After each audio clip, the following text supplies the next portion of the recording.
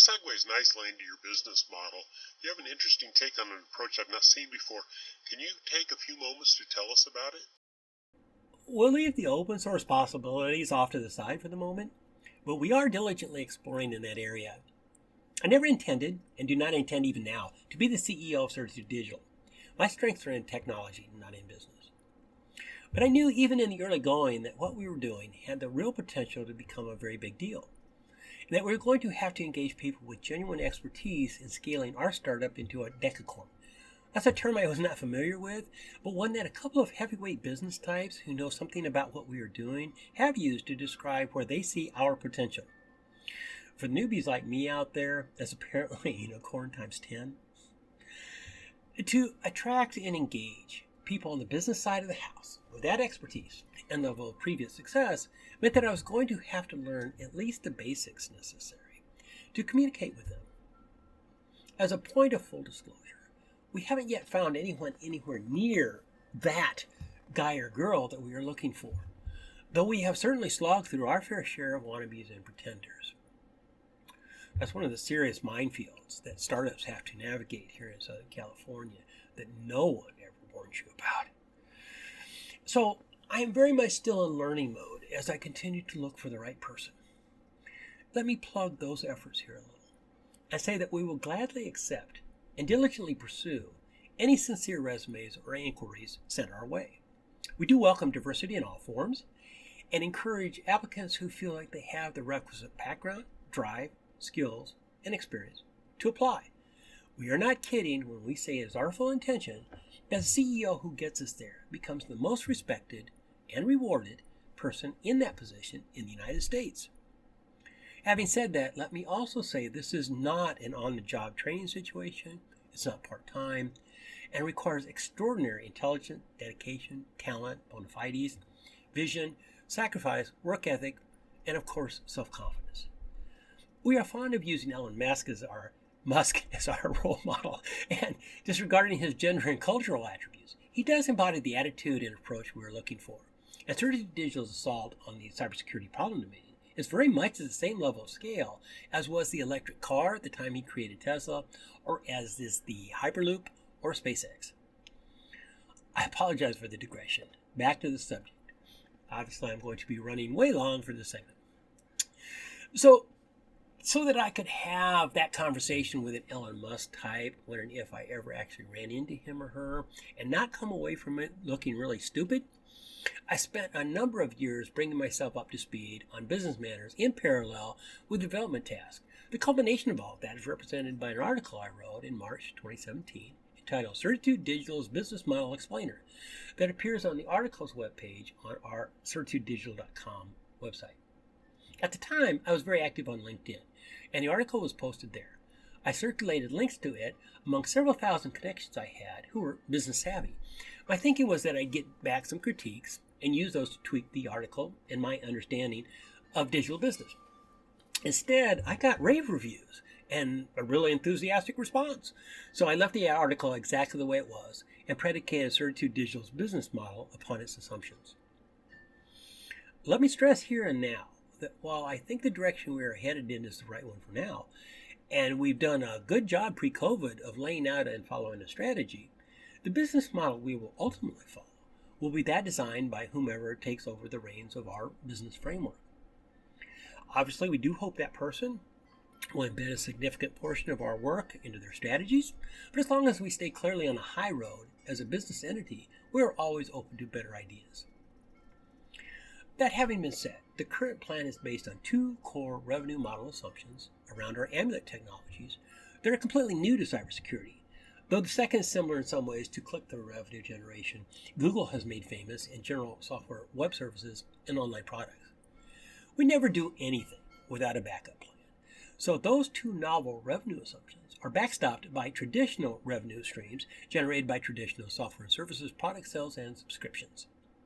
Those also include service and maintenance agreements, white label rebrands, API and SDK technology licensing, server and hosting platform leasing, and training, documentation, as well as certification and paid support.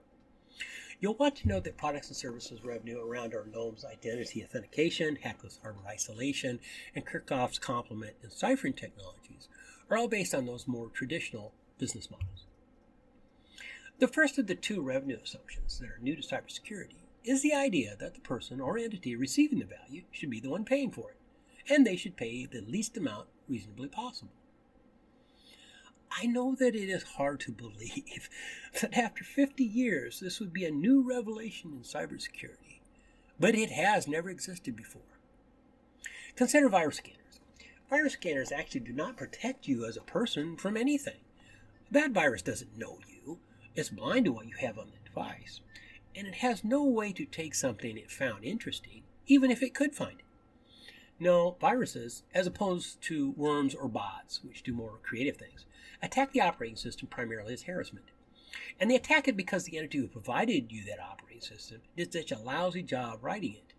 Looking at you, Microsoft. Now, you paid dearly for that operating system. You may not have paid for it directly, but typically you were charged for it as included in the price when you bought your computer. So you essentially bought a fake Rolex off a street corner bum, and now you must pay the bum's buddy to hold an umbrella over the original bum so that bum doesn't get the sniffles in the rain, else he won't be able to keep rewinding your watch so it stays running. As stupid as all that sounds, people do really dumb things when they perceive they do not have any other choice. And the virus scanner vendors make sure you aren't given any other visible options. The only reason you pay that subscription is because of the indirect threat to your use of the computer when the virus shuts down the operating system. But your purchase experience is nothing like a happily paying for value received proposition. The same is true of file server protections. The person who really needs and deserves the protections is the owner, creator, or content provider of the valuable information in the individual files or data on that server. But unless you happen to be the owner of the company, that 20-something just out of community college IT guy doesn't know you or anything about the special needs of your file. He just slaps the same one-size-fits-all technology a salesman sold them when you weren't in the room around your files along with every other file and throws it all in a big pile. A pile so big, hackers can easily find it. And when they do, they break into it and take everything, including your files and data. But even though you paid in some form, directly or indirectly, to have your files stored on that server, does the file server protection you also pay for do anything for you? Of course not. Here are some stunning statistics about the Equifax hack of March 2017. 143 million people, 40% of the population, was affected. Not a single one of those people is any less a victim today, 3.5 years later, than they were then. Not a single thing was ever done to fix the damage that occurred. Equifax has paid out only $417 million in claims. $417 million divided by 143 million is $2.92 per victim. Yes, you heard that right. The average victim who had their Social Security number and financial accounts data stolen received on average $2.92 from Equifax. To get their $2.92, they had to fill out several forms in different passes exactly right, and then wait an average of 2 years and 7 months each. 2 years and 7 months wait for $2.92 for each victim. Oh, and just so you know, Equifax's reported revenue in that 2 years and 7 months was $9.18 billion. So once again, nothing about cybersecurity related to Equifax could be construed as happily paying for value received proposition for any content provider, where your personal data is the content and you are the provider. So back to our first revenue principle, that the person or entity receiving the value of a cybersecurity process or service should be the one paying for it, and they should pay the least amount reasonably possible. Incidentally, by value, we are including complete control of the cybersecurity process by the purchaser. In our world, the benefactor of cybersecurity should not be the operating system or the file server. It should, of course, be the owner, creator, or provider of the valuable data that is being protected. Duh. The authorized intended consumer of the data should not have to pay for its protections any more than the recipient of a package from Amazon should have to pay for the product if the product happens to arrive damaged. So the content provider pays to protect his or her stuff. But when we say pay, we do not mean through the nose. We mean 1/10,000th of a penny, or at worst 1/1000th of a red cent, for each item transaction you protect. And if the protections you use for one transaction are suitable for something else later, feel free to reuse the same protection at no additional charge. We call them protection amulets, and you can reuse them, combine them together to form more complete protections, or use one to protect many things at the same time. The costs of amulet security are meant to be so trivial that even in the aggregate, you don't have to think about them. That is by design, much like you don't think about the cost of the air filter on your furnace or air conditioner that protects the air you breathe inside your home. This leads to the second revenue stream assumption. The security costs become so trivial that it should be commoditized like grains of salt to flavor food, sprinkled liberally anywhere they are needed. Those who desire or need less security are welcome to use it sparingly, and those who need more aren't going to break the bank applying it generously. Obviously, this is entirely opposite approach from cybersecurity companies you know who want you to buy their all-encompassing, one-size-fits-all package as a fixed-price subscription for a healthy chunk of change. What the content provider purchases from us is the right to create brand new amulets, something they will want to do regularly. It is true that they can reuse an amulet, but amulets are dynamic, so if they change the security copy settings of one, it changes the settings for all of the copies of that amulet already in the field. Usually it's better to leave the older ones as they are and just create a new one, which you can copy from an older amulet settings. When they buy a bundle of amulet creation rights from us, they get a little digital folder that monitors and automatically manages the counts and uses of amulets. When the number of amulets they can create begins to get low, they can buy a bundle of new amulet creation rights from us online. Say the rights to create 50,000 amulets cost $5 to replenish their stock. Trivial. The magic here is something Google realized with their advertising click-through model years ago. If a tiny price is painlessly paid by those who benefit the most using your service, they will use it voraciously, and the math quickly becomes your dearest friend. I've quoted the specific figures before elsewhere, but I'll repeat them here. Estimates say there are an average of 8 trillion incremental digital transactions across the world each and every day. At 1/10,000th of a penny to protect each, that is $8 million a day, or $2.92 billion per year. At 1/1000th of a penny per molecular transaction, that's $80 million a day, or $29.2 billion a year. There is an order of magnitude latitude for the marketing and business wonks to experiment and find that sweet spot in the pricing that best serves our needs and our customers. Maybe for $5, the current content provider is happy with the rights to create 5,000 amulets rather than 50,000. But this model has the right flexibility, yet addresses the need efficiently and directly for us and for them. But certainly, we have clearly shown that once you take the corruption and crooks out of the cybersecurity equation, there's a whole lot of room left there for consumers to save a ton of money while vendors make a handsome but fair profit. You've indicated several times that you really don't want to build up thousands of products and services under the Certitude digital name, but we prefer to white label these to strategic partners. I guess these would come as add-ons and improvements to their existing presence in each of the vertical markets you want to service. Can you elaborate how that would work? Our products and services can solve so many problems in the world today and can be integrated into virtually any other products or service you can think of.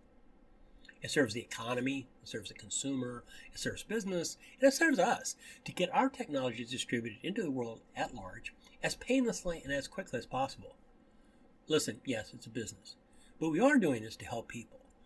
I understand the politics of our country are polarized at the moment, but you can't help people without competing with them, and you can make a nice living for yourself doing it. It would make no sense at all to us as a startup to try to build and brand a bunch of new products and services when there are all these perfectly good things already out there, well liked and well supported, and that only need the security features we can offer. Obviously, we want to get rid of the products that are nothing more than scams and frauds, but that's a relatively small number of the products and services out there. It is kind of amazing to me how easy it is to integrate our stuff sometimes. For example, for any application that will accept a file name and a command line, you can integrate an amulet protected file read into that application with a one-line plain text script. True story, we do it with Notepad, Word, Excel, Audacity, any utility like that, all the time just to freak people out after they've seen how hard it is to hack just one of our Amulet protected files. We kept making this strange, I can't believe you can do that look, and it's really fun to see. And of course, the Amulet Cloak utility can Amulet protect the output files from any application, independently of that application. So using our technologies is a heck of a lot easier than people tend to think they would be at first. That's just because our way of thinking is new to them. Once they try it and get used to it, they tend to really love it, and it just comes naturally. But in any case, we will provide the command line utilities, file wrappers, and helper utilities that can be wrapped around or added to many existing applications and services without even needing any help from the application vendor. We can also work with strategic partners and vendors to add our capabilities to existing products or even build new products by licensing our applications programming interfaces or APIs and software development kits or SDKs so they can easily add any requisite coding. We will also build brand new products such as our Annual Sorcery product for securitizing GitHub repositories from Microsoft and other threats, as prototypes demonstrate how a novel approach can work to solve a problem, and then invite partners to white label their own versions of these. We may do the same with our unique new spins on old school things such as email clients. We may offer re-engineered prototypes of solutions that compete with known offenders of data rights, like Facebook. We already have that in our Parcel Depot product, which a strategic partner with significant resources could bid on to take as their own under license and hopefully run those other players off the field. We would derive profits from our partner relationships beyond the licensing of our tools alone by providing developer training, programmer utilities, documentation, support, and developer testing and certification services. We know a little bit about you. Could you introduce us to other members of your team and the organization's history? With COVID-19 and all that it has impacted, not only with us, but even more so with our alliances and fundraising, we're down to the bare nubs at the moment as far as our personnel. We started out 12 years ago as a company called Org Optics and have had as many as 16 people working for us at one time.